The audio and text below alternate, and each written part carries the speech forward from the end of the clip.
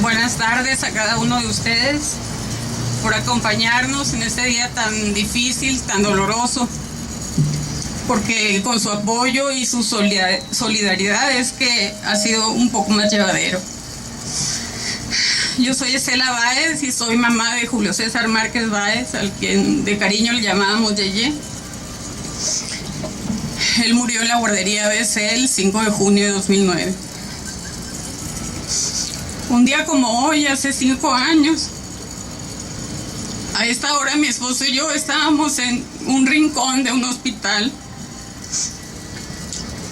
rogando a Dios con toda nuestra fe que nuestro hijito estuviera bien. Por la mañana lo habíamos dejado en la guardería, sano, feliz, y cuando regresamos la guardería era un caos. Después de dejarlo a él, fuimos a dejar a sus 2 hermanos mayores a sus escuelas y mi esposo y yo nos fuimos a nuestras labores cotidianas. A las 2 de la tarde recogí a Brandon y Estefanía, mis otros 2 hijos, y me dirigí a casa. A Yeye lo iba a recoger su papá más tarde, ya que durmiera la siesta. Camino a casa, a lo lejos, vi mucho humo.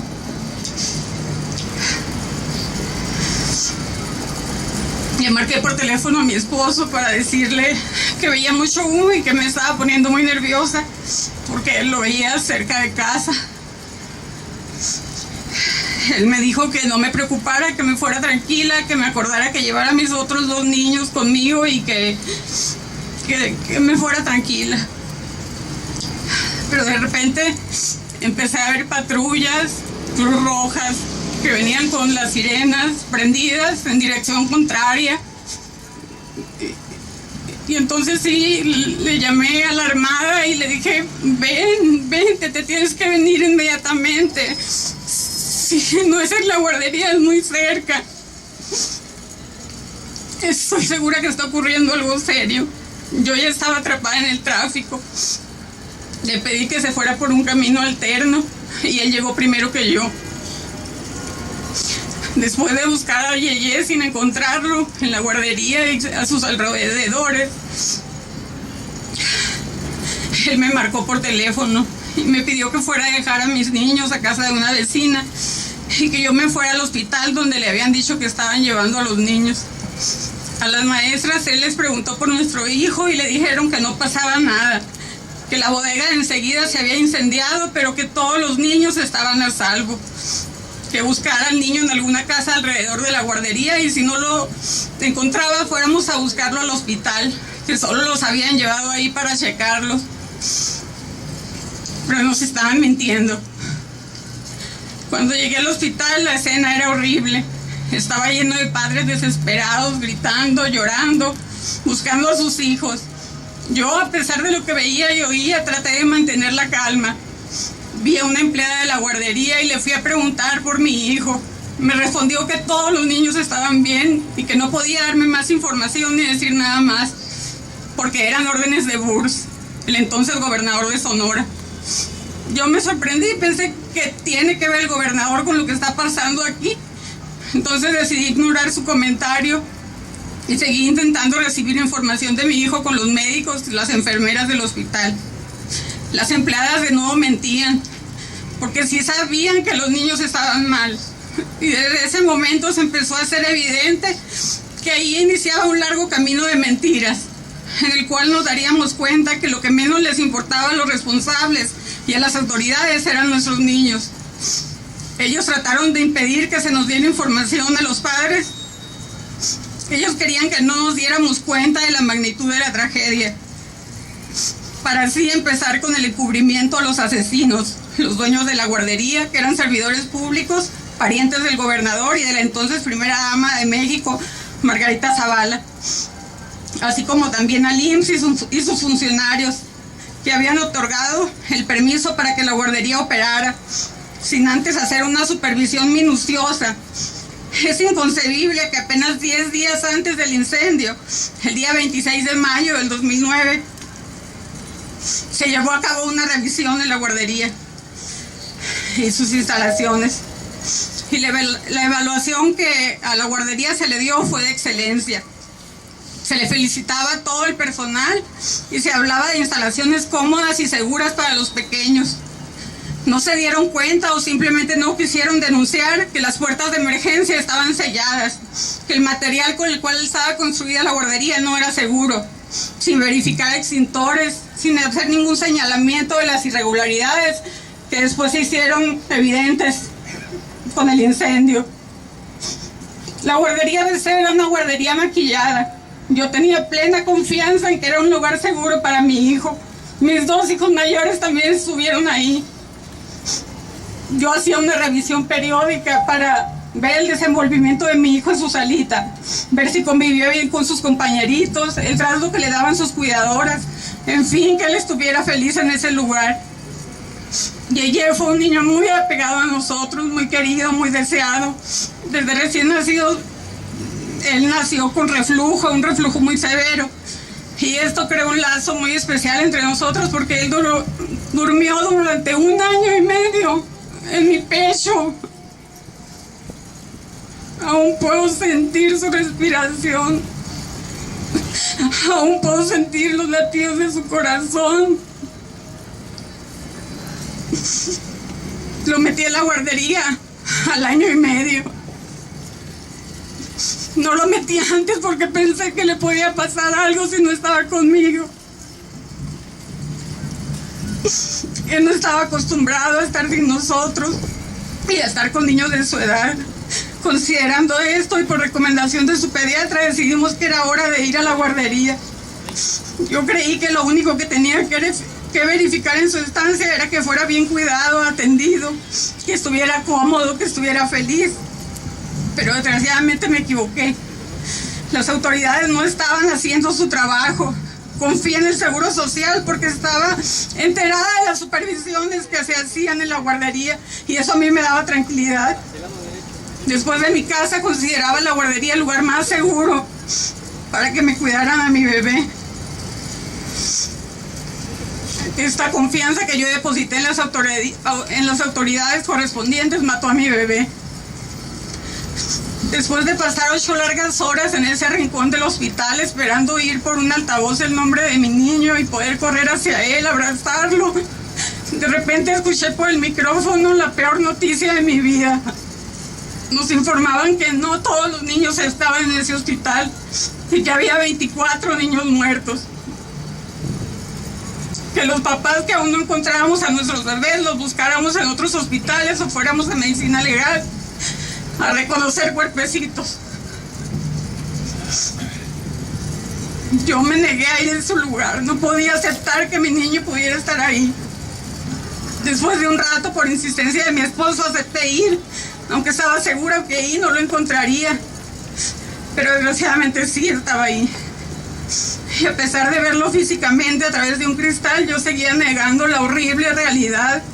Mi niño estaba muerto. De su sepelio no recuerdo nada. Solo estaba en silencio, sin llorar. Sentía que era una pesadilla y que iba a encontrarlo después. Estaba en shock total. Y esto que me estaba pasando, después se complicó tanto que terminé internada en varias ocasiones en hospitales psiquiátricos porque estaba loca de dolor. Aún estoy loca de dolor. Mis otros 2 niños empezaron a manifestar alteraciones en su sistema nervioso. El mayor, Brandon, no hablaba, no quería ni mencionar a su hermanito. Y la niña todo lo contrario, lloraba todos los días. Se quería ir al cielo con su hermanito y empezó a hacerse pipí. Los doctores le diagnosticaron estrés postraumático. Ella quería irse al cielo con su hermanito. Y su papá estaba volviéndose loco también, porque aparte de su trabajo estaba haciéndose cargo de mí, de los niños, tratando de contribuir en la búsqueda de la justicia y guardando en su corazón todo el dolor por la ausencia de su yeye. Con la familia destruida, pero tratando de sacar fuerzas para reconstruir un poco nuestras vidas. Esta horrible pesadilla la comparto con ustedes porque entre todos, como ciudadanos, No debemos permitir un ABC nunca más. No debe morir un solo niño más por la corrupción y la impunidad. Basta de seguir permitiendo que pequeños inocentes sigan muriendo en pseudoguarderías por la avaricia de sus dueños, al no invertir en instalaciones dignas, seguras y en capacitación de las cuidadoras. Basta de seguir permitiendo que haya madres que tengamos que salir a trabajar y no tener la certeza de que en la estancia que estamos dejando a nuestro mayor tesoro, nuestra razón de vivir, de trabajar, está en un lugar seguro. Ya no podemos tener confianza. Después del 5 de junio no podemos tener confianza. Basta de que las autoridades correspondientes agachen la cabeza o se hagan de la vista gorda. Que no inicien acciones para prevenir desgracias y no apliquen castigos a los responsables. Obliguémoslos a hacer su trabajo, es por la seguridad de nuestros hijos. No tenemos que esperar a que suceda otra tragedia que ponga en riesgo la vida de los niños. Ahora fue mi hijo, mañana puede ser el de cualquiera de ustedes. Por último, tengo una exigencia para Peña Nieto, el mal llamado presidente de los mexicanos. Le exijo que cumpla la palabra que empeñó el 19 de julio del 2012, aún siendo aspirante a la presidencia. Aseguró que el caso ABC sería una de sus principales prioridades en caso de ser electo presidente. Ya tiene 1 año y medio en el poder y en todo este tiempo ha demostrado todo lo contrario.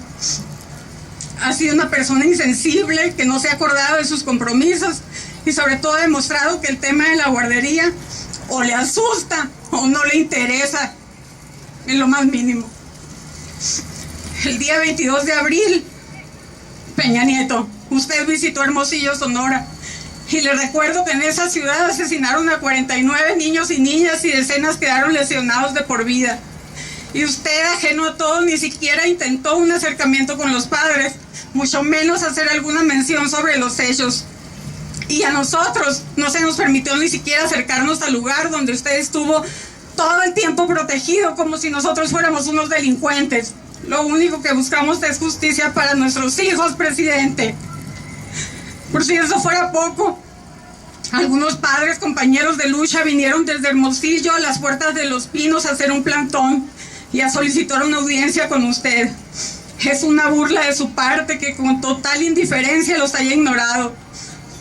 Si no tenía la intención de ayudar, era muy justo que de perdida por educación los recibiera y los escuchara. No es la primera vez que se le solicita una audiencia. Por lo tanto, y por tanta indiferencia hacia la impartición de justicia para mi hijo y sus compañeritos, le exijo que vaya a nuestra ciudad, nos dé la cara, nos diga qué es lo que está pasando en el proceso penal, por qué tantas incoherencias, hasta cuándo va a seguir solapando a los culpables y premiándolos por sus actos de corrupción, por qué su silencio, y no nos vaya a salir con la ridiculez de que es un caso muy doloroso y que respeta mucho, porque de oír eso ya estamos cansados. Nos pasa con el gobernador de Sonora, Guillermo Padres, de no tener respuestas de su parte en un plazo razonable. Le recuerdo que el próximo 19 de julio se cumplen 2 años de su promesa incumplida. Me veré en la lamentable y penosa necesidad de iniciar una huelga de hambre aquí en la Ciudad de México, sin importarme el riesgo a mi salud, de por sí ya muy deteriorada. A ver si de esta manera usted voltea y se da cuenta del dolor, el coraje y la impotencia que siento al no tener a mi pequeño conmigo. Lo dolorosos que han sido estos 5 años en que la ausencia de mi hijo casi me hace caer en la locura. Pero a pesar de este dolor tan grande, no pienso bajar la guardia. Y voy a luchar hasta que no tenga fuerzas y tener justicia para mi hijo. Porque solo así podré tener un poco de paz y podré vivir el duelo que se me ha sido negado estos 5 largos años. Honre su investidura, señor presidente. Haga valer el poder que le confiere la ley y otorgue justicia a 49 inocentes que no debieron morir por culpa de la corrupción que hay en el país del que usted es presidente. ¿No cree que ya es demasiado tiempo? Si la horrible muerte de 49 niños no lo sensibiliza a usted y no hace caer todo el peso de la ley sobre los responsables, ¿qué podemos esperar de usted? ¿Qué garantías de seguridad le ofrece a la niñez mexicana? Justicia ABC, Peña Nieto.